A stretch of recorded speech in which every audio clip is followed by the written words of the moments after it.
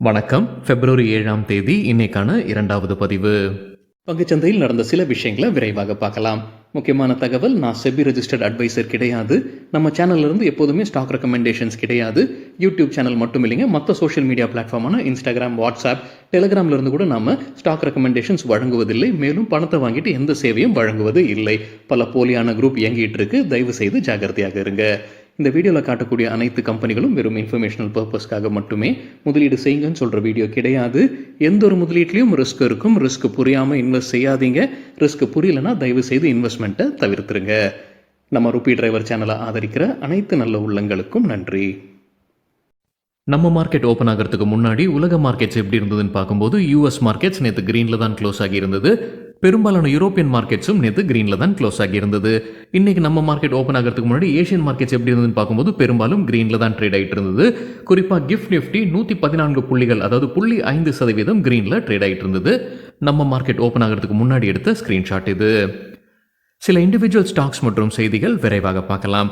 Canara bank stock split குறித்தான முடிவு பிப்ரவரி 26ஆம் தேதி எடுக்கப்படும் அப்டேட் கொடுத்திருக்காங்க. ஏஞ்சல் ஒன் தரப்புல ஒரு அப்டேட் இருக்கு. ஜனவரி மாதத்திற்கான பிசினஸ் அப்டேட் வெளியிட்டிருக்காங்க. அதுல இருந்து கிடைத்த ஒரு தகவல், அவங்களுடைய கிளைண்ட் பேஸ் 20.43 மில்லியன் ஆட்கள் இப்போ இருக்கிறாங்க. அதாவது ஜனவரி மாதம் முடிவில் போன மாதம் ஜனவரி மாதத்திற்கு முந்தின மாதத்துடன் ஒப்பிட்டு பார்க்கும்போது 5% அதிகரிச்சிருக்கு. போன வருடம் ஜனவரி மாதத்துடன் ஒப்பிட்டு பார்க்கும்போது 59% அதிகரிச்சிருக்கு. ஏஞ்சல் ஒன் பத்திரிகையில் வந்து ஒரு செய்தி குறித்து விளக்கம் கொடுத்துருக்காங்க. என்ன செய்தி? அவங்களுடைய ஆப்பில் சில டெக்னிக்கல் இஷ்யூஸ் இருந்ததுன்னு செய்தி வெளியானது. அதற்கு அப்டேட் கொடுத்துருக்காங்க. ஆமாம், இஷ்யூஸ் இருந்ததுன்றது ஒத்துக்கிட்டு இருக்கிறாங்க. அவங்களுடைய இன்டர்நெட் மற்றும் மொபைல் ட்ரேடிங் பிளாட்ஃபார்மில் பிரச்சனை இருந்தது, சரி செய்யப்பட்டது. மறுபடியும் அந்த பிரச்சனை வராமல் இருக்கிறதுக்கான வேலை நடைபெற்று வருவதாக அப்டேட் கொடுத்துருக்காங்க ஏஞ்சல் ஒன். போன வாரத்தில் நம்ம பார்த்துருந்தோங்க ஜீரோதா. அதற்கு முந்தின வாரத்தில் வந்து க்ரோ ஆப்லையும் பிரச்சனை இருந்தது நம்ம பார்த்துக்கிட்டு இருந்தோம். இப்போ ஏஞ்சல் ஒன்லையும் பிரச்சனை இருந்திருக்கு. பயோகான் நிறுவனம் தரப்பு வந்து அப்டேட் இருக்கு. கம்பெனியுடைய ஒரு மருந்துக்கு United States Food and Drug Administration tentative approval கொடுத்திருக்காங்க. எதற்கான மருந்து இது? சில கேன்சர் சிகிச்சைக்கு பயன்படுத்தக்கூடிய மருந்துன்னு சொல்லியிருக்காங்க பயோகான். நசாரா டெக்னாலஜிஸ் குவார்ட்டர்லி ரிசல்ட் அறிவிச்சிருக்காங்க. டேட்டா கிடைத்தது மணி கண்ட்ரோல்ல இருந்து. கன்சாலிடேட்டட் நெட் ப்ராஃபிட் 30 கோடி ரூபாய், இயர் ஆன் இயர் 47% அதிகரிச்சிருக்கு. ரெவென்யூ ஃப்ரம் ஆபரேஷன்ஸ் 320 கோடி ரூபாய், இயர் ஆன் இயர் 2% அதிகரிச்சிருக்கு. Krishna institute of medical sciences உடைய ஷேர்ஸை எஸ்பிஐ லைஃப் இன்சூரன்ஸ் கம்பெனி வாங்கியிருக்கிறாங்க. 11,49,000 ஷேர்ஸ், கிட்டத்தட்ட 1.43%. இது சராசரியா ஒரு ஷேர் விலை 2085 ரூபாய். ஒட்டு மொத்தமாக 240 கோடி ரூபாய் செலவு செய்திருக்கிறாங்க SBI life insurance company. Samco security சில ஷார்ட் டேர்ம்கான ஸ்டாக் ரெக்கமெண்டேஷன்ஸ் கொடுத்திருக்காங்க. டேட்டா கிடைத்தது மணி கண்ட்ரோல்ல இருந்து.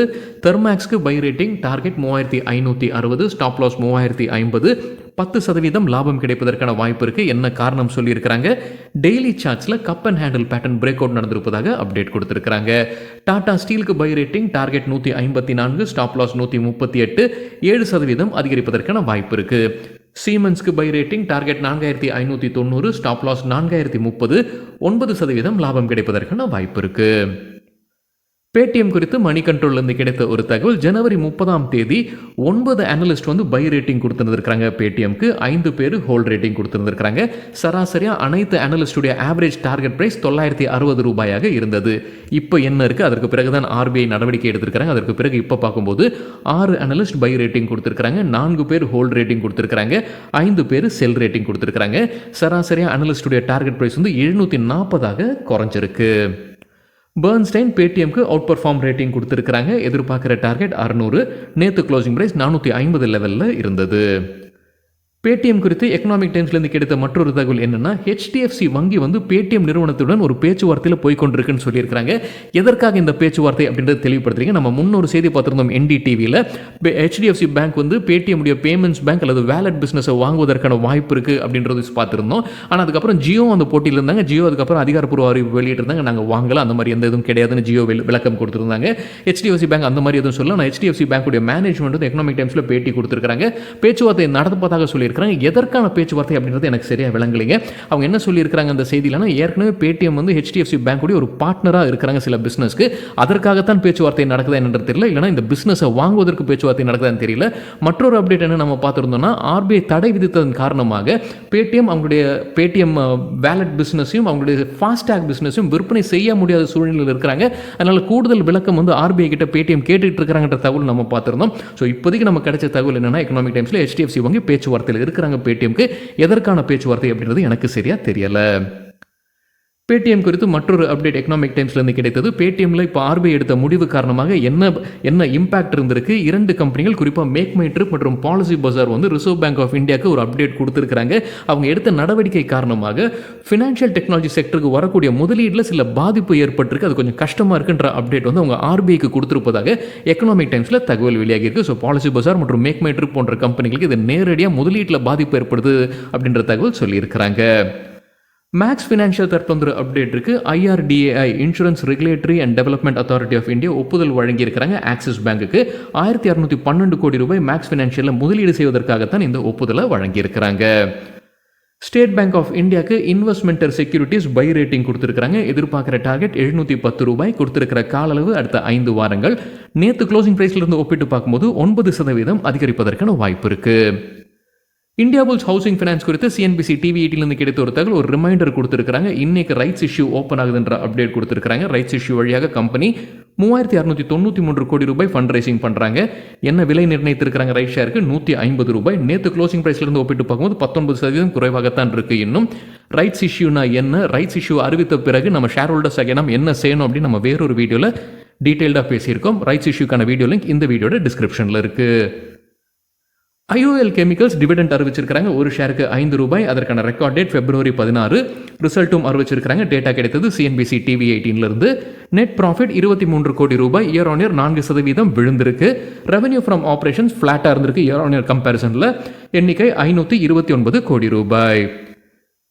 UPL கம்பெனியுடைய ரேட்டிங்கை மூடிஸ் டவுன் கிரேட் பண்ணியிருக்கிறாங்க. அவங்களுடைய சீனியர் அன்செக்யூர்ட் ரேட்டிங்கை முன்ன இருந்தது Baa3 அதை Ba1 டவுன் கிரேட் பண்ணியிருக்கிறாங்க மூடிஸ். பவர் ஃபைனான்ஸ் கார்பரேஷன் குறித்து சிஎன்பிசி டிவி 18 கிடைத்த தகவல் RBI அபராதம் விதிச்சிருக்கிறாங்க. 8.8 லட்சம் ரூபாய் அபராதம் விதிச்சிருக்கிறாங்க. சில விதிகளை கரெக்டாக பின்பற்றல அப்படின்றதான் குற்றச்சாட்டு. Procter and Gamble Health dividend அறிவிச்சிருக்காங்க. ஒரு ஷேருக்கு 200 ரூபாய். ஸ்பெஷல் டிவிடெண்டும் அறிவிச்சிருக்காங்க 150 ரூபாய். எல்லாம் சேர்த்து தான் ஒட்டுமொத்தமாக 200 ரூபாய் அறிவிச்சிருக்காங்க டிவிடெண்டாக. அதற்கான record date February 14. Lemon tree hotels quarterly ரிசல்ட்டை அறிவிச்சிருக்காங்க. டோட்டல் ரெவன்யூ 291 கோடி ரூபாய். இயர் ஆன் இயர் 24% அதிகரிச்சிருக்கு. ப்ராஃபிட் ஆஃப்டர் டாக்ஸ் 44 கோடி ரூபாய். இயர் ஆன் இயர் 10% விழுந்திருக்கு. பிரதாப் ஸ்நாக்ஸ் குவார்டர்லி ரிசல்ட் அறிவிச்சிருக்கிறாங்க. ப்ராஃபிட் ஆஃப்டர் டாக்ஸ் 108 மில்லியன் ரூபாய். இயர் ஆன் இயர் 106% அதிகரிச்சிருக்கு. எபிட்டா ஆப்ரேட்டிங் ப்ராஃபிட் விரிவாக்கம் earning before interest tax depreciation amortisation 347 million ரூபாய் 49% அதிகரிச்சிருக்கு. சேல்ஸ் அல்லது இன்கம் ஃப்ரம் ஆப்ரேஷன்ஸ் 4062 மில்லியன் ரூபாய். ரிசல்ட் அறிவித்த சில கம்பெனிகள் இன்னைக்கு எப்படி பர்ஃபார்ம் பண்ணியிருக்காங்க விரைவாக பார்க்கலாம். காலையில் 10:15 மணி அளவில் எடுக்கப்பட்ட டேட்டா இது. நைக்கா இன்ட்ராடேல 6% அதிகரித்தது. பிரிட்டானியா வாலட்டைலாக இருந்திருக்கு. 3% பாசிட்டிவ்லும் பிறகு 1% ரெட்லையும் ட்ரேட் ஆகிட்டு இருந்தது. நவின் ஃப்ளூரின் 6% வீழ்ச்சியை பார்த்துருக்கு. NLC இந்தியா 5% இன்ட்ராடேல விழுந்திருக்கு. JB கெமிக்கல்ஸ் நல்லா பர்ஃபார்ம் பண்ணியிருக்காங்க. 12% அதிகரிச்சிருக்கு. பர்ஜர் பெயிண்ட்ஸும் நல்லா பர்ஃபார்ம் பண்ணியிருக்காங்க. 4% அதிகரித்தது. நசாரா டெக்னாலஜிஸ் 6% அதிகரித்தது. அதே நேரத்தில் JK டயர்ஸ் இன்ட்ராடேல 6% விழுந்தது. லெமன் ட்ரீ ஹோட்டல்ஸ் 3% வீழ்ச்சியை பார்த்துருக்கு. பிரதாப் ஸ்நாக்ஸ் வாலட்டைலாக இருந்திருக்கு. 3% ரெட்ல ட்ரேட் ஆகிட்டு இருந்தது. பிறகு 1% கிரீன்லையும் ட்ரேட் ஆகிட்டு இருந்தது. சரிங்க, இதுதான் சில விஷயங்கள் என்னுடைய பார்வைக்கு எட்டியது. நன்றி, வணக்கம்.